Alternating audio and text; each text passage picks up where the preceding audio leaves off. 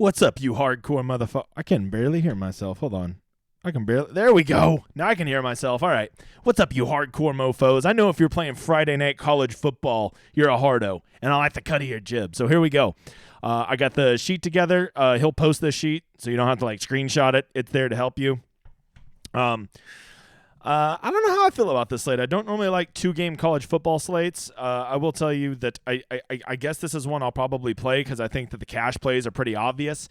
And I also think that there is a way to kind of get different here. So you'll see some new numbers on here. As the season is progressing, we're getting some new numbers. So for the receivers, it's simply how many plays they played last game, how many times they were on the field for passing plays, because that's what fucking matters. I don't care how many fucking plays they play if they're run blocking. So Hudson here, he was on the field for 57 plays. He was on the field for 35 pass plays. As you can see, that's significantly more than anybody else on his team. But the most important number is that third one. That's the number of targets, right? He literally had 3 times more targets than anybody else on his team. That's what we really care about, right? You go over here.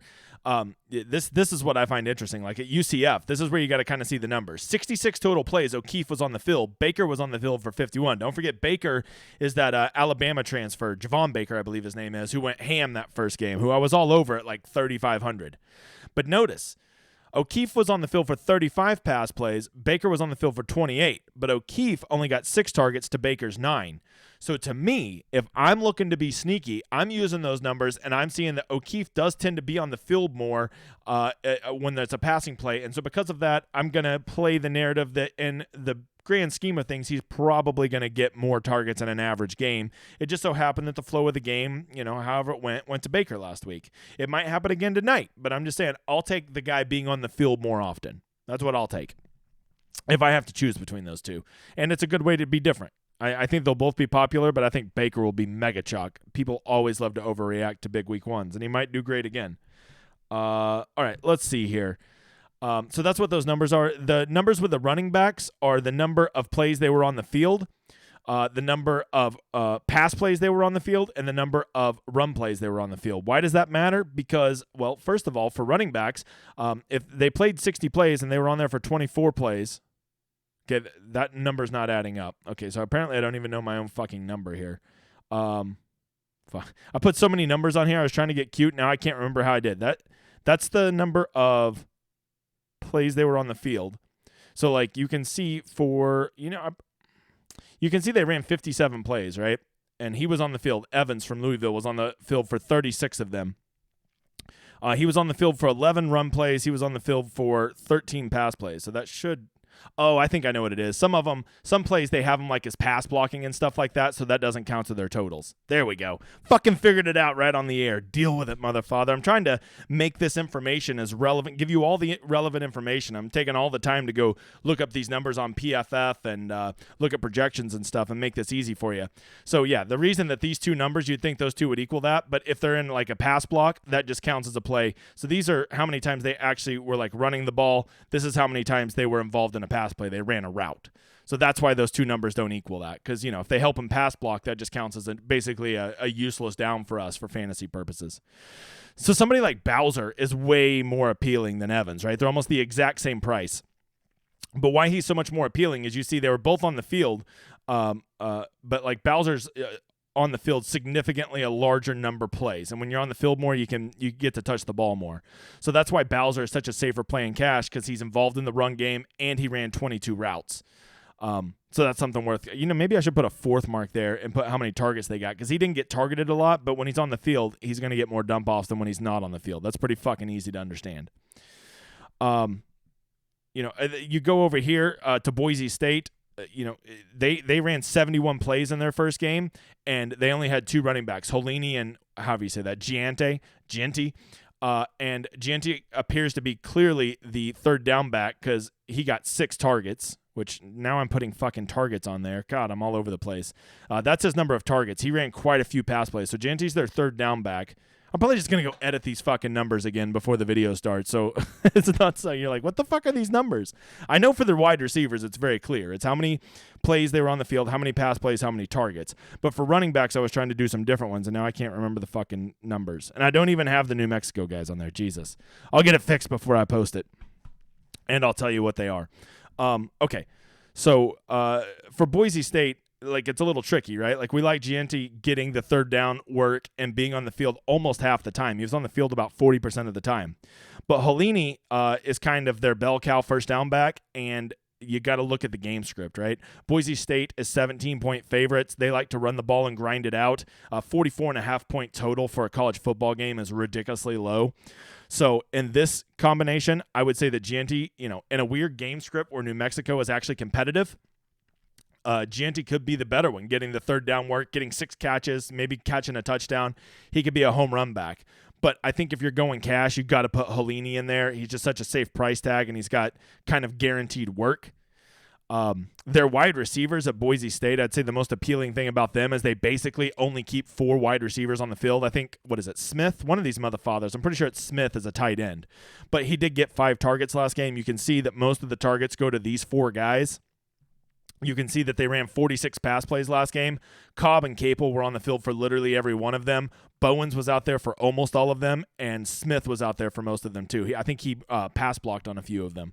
So those are really useful numbers. But, I mean, when you're getting those kind of targets, that's what you want to see, right? 9 targets at 5,300, that's like an auto lock at cash, right? You just, even if he catches 6 balls for 60 yards, I mean, that's a nice safe floor at 5,300, right? New Mexico, you don't even consider those guys at cash. And I don't even think any of them really have great upside. If you want a GPP punt, you're playing in a big field GPP. I think the one way you can get different tonight is playing New Mexico players. I personally don't like any of them. As you can see, I just added White and White Song here at the end. I don't even have their number, so I'll have to go add that. Porter was the only one, and they didn't have a single wide receiver that was on the field for more than 34 total plays last game. So it's like they don't have a great offense, and then they're rotating wide receivers. Maybe you got to find that one pump from them that goes off, but I could see a world in which they don't. On a slate like tonight, it just seems like it's going to be like a 15-way chop in GPP, so I might play like the $100 single entry to have a chance to be different, and then I'll probably just play cash because I think the cash plays are pretty straightforward. So if you're wondering, well, you keep saying these straightforward cash plays, who the fuck are they? Well, look at the screen, mofo. The ones in that dark green right there, right? Those are the ones I'm targeting in cash. Definitely want to go 2 quarterbacks. I think you got to go Plumlee and Green. Green's just too damn cheap at 4,500. And he has such a safe floor as the starting quarterback for a team with an implied total of 31. Cunningham looked like shit their first game. I will agree he could be the fucking nuts play tonight. He is a high upside quarterback. But to pay 8,300 and to not know that he's for sure going to, at least have a 20-point floor, I can't do it. But I would be the first to acknowledge he is a guy you definitely got to consider for GPPs. That's why I gave him that sweet-ass baby blue color. I don't know. Is that aqua blue? You fucking tell me. But I can't in good conscience put him in cash. Same thing for Louisville. The same thing I can't do with Evans. I agree that he has if Louisville does get in a shootout type of game, you're going to want to have Evans and Cunningham. But Evans he only played 36 snaps their last game, right? So when you get their wide receivers playing 57, 42 plays, so he's only on the field for about 60% of their plays. I can't have that in cash. I can't go pay 6,400 in cash or 8,800 in cash and do that. By the way, another little thing to notice here. Look at their salaries. The first number is always DraftKings. The second one's always FanDuel, right? If you see those numbers really, really far apart, like look at Green, 4,500 on DraftKings, 11,200 on FanDuel. That lets you know that's a fucking misprice, right? A general rule is that number should be about 1,900 apart. So if it's 1,900 apart, okay, that's about where it should be, right? Like when you see, who's a good example here? Cunningham is 8,300 on DraftKings, 10,500 on FanDuel, so that's 2,200. That's close enough, right? That's within 300. That's not crazy, right? But when you see these huge disparities, Holini, 8,400 on FanDuel, 5,200 on DraftKings, that's 3,200. That's a pretty big difference. Bowser, 10,000 on FanDuel, only 6,500 on DraftKings. When you start to see a number over $3,000 in their salary difference, that means that there is a pretty big advantage to the softer pricing on DraftKings, and you should consider them more over there, especially in cash. If those numbers are almost equal, like check out O'Keefe here. He's almost the exact same price on DraftKings as he is on FanDuel. But FanDuel, you get $2,000 more almost per player. So, like, on FanDuel, O'Keefe is a smash play at fucking cash, right? He's a little bit harder to get in at cash over on DraftKings just because of the accelerated price. But on FanDuel, you almost got to play O'Keefe in cash just because that price tag is fucking stupid, right? Stupid. So that's how you can use those salaries to kind of get an idea. You want to see if it's if they're really, really close or they're more than 3,000 apart. That means if they're really, really close, play them on FanDuel. If they're really, really far apart, play them on DraftKings.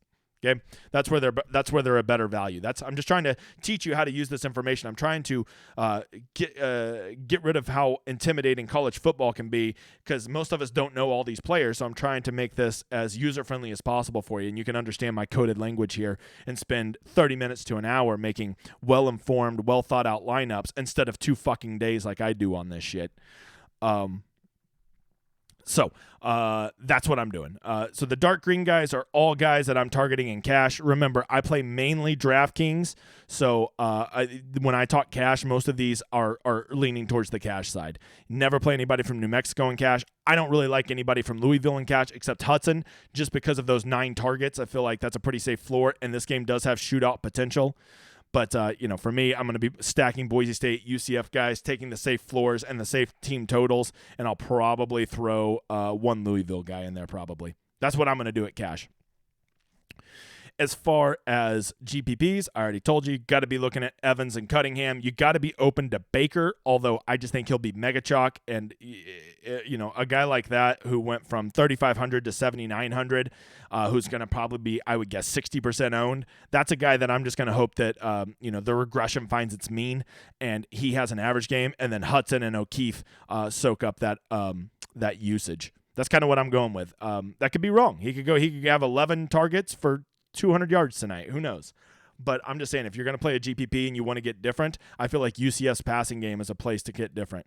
And if you're wondering, UCF has the highest team total on this slate, yet I only have 3 receivers. They actually are pretty concentrated. As you can see, all those guys played a lot of their snaps, right? I think they only had 71 plays in their last game, and 2 of those guys were on the field over 60% of the time, Hudson and O'Keefe, which I love, because if you're on the field, you get to make more plays. And look, Hudson actually ran 34 routes to Baker's 28, yet only got 1 target to 9. Regression finds its mean. I think Hudson's a much sneakier play than Baker.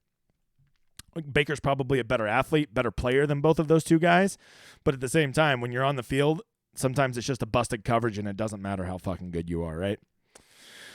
All right, what else? This Boise State, I would be careful taking 2, like a Boise State stack. If you're going to do a Boise State stack, I would consider like Green, Holini, and one of these receivers.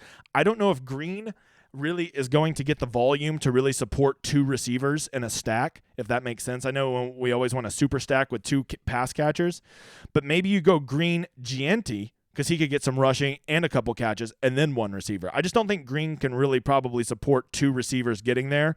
I say that. His receivers are super fucking cheap, right? Cobbs, Capel, they're really cheap. So maybe he could get them there. Keep an eye on Capel. 4,400, got 6 targets last game. You got to love stuff like that. So for me, once again, I'll probably do a $100 single entry, probably do cash. I'm 3 out of 4 so far in cash. I'm really looking to build on that. I'm going to be playing the safe plays. Focus on these team totals. You see that we got UCF and Boise. That's what those team totals are, the team totals here. So New Mexico's only expected to score 2 touchdowns tonight. Boise State basically 31.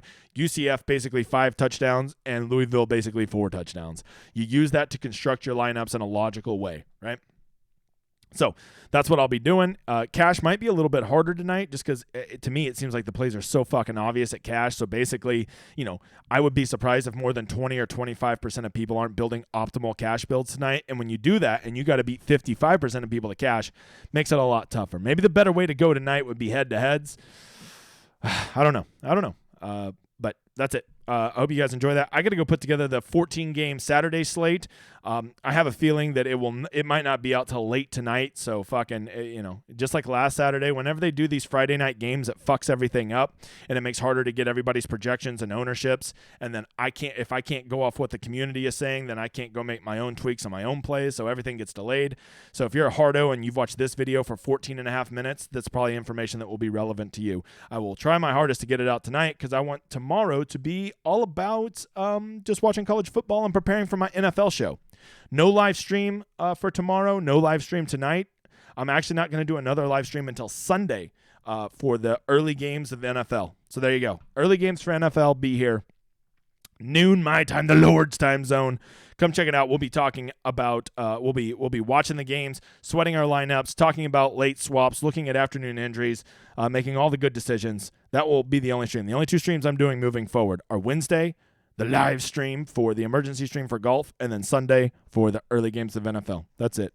I'm going to repeat that on numerous videos because I know probably only a third of people are watching this. You fucking hardos. Later.